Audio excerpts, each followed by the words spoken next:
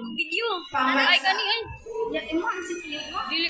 Simulan natin ang lahat sa panahon ng Amerikano. Masagana at malawak na edukasyon. Gamitin natin ang mababagong teknolohiya sa pagpaunlad ng edukasyon pambansa.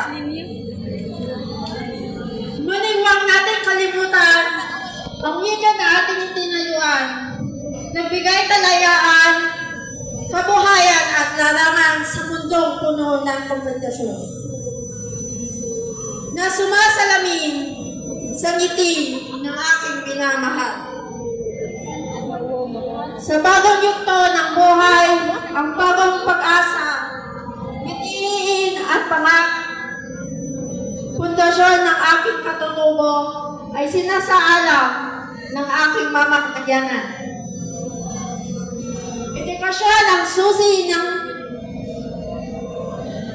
buhay sapagkat ang tunay na pagtitiwala sa pangako ng Panginoon ay maaani sa kanilang itinanim sa tamang panahon.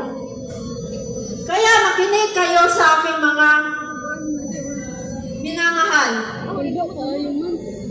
Dayon mo yung pangarap, kapandaan ang bagong pag-asa, wika ang pundasyon, pamilya ang inaalay.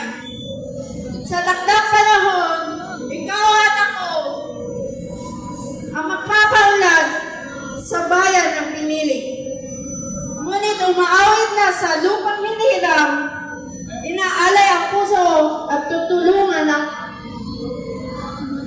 disputahin ng iyong magulang kahit hindi sila perfecto dahil nagsimula ang pambansa sa pamilyang binuo.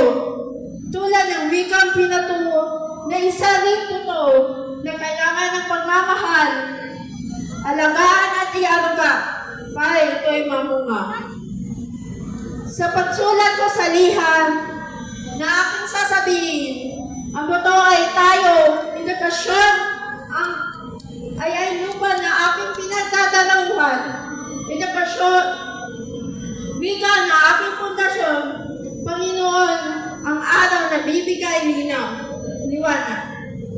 Tandaan ang liham ng aking sinabi, wala kang katulad, ikay espesyal, huwag kang mangamba, dahil may umalalay sa iyo sa itaas na walang